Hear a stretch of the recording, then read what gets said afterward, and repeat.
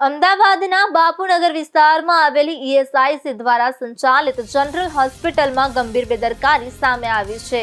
દર્દીઓને પીરસવામાં આવતા ભોજનમાંથી જીવાત નીકળવાની ઘટના બની છે।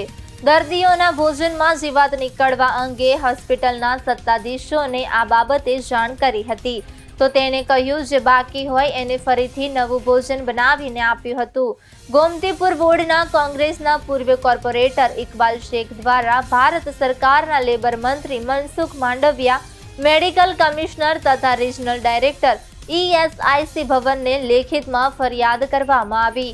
બાપુનગર વિસ્તારમાં 320 જેટલા બેડ ધરાવતી જનરલ હોસ્પિટલમાં દર્દીઓને પીરસવામાં આવતા ભોજનમાંથી જીવાત નીકળી હતી, જેને લઈને દર્દીઓમાં ભારે રોષ જોવા મળ્યો હતો।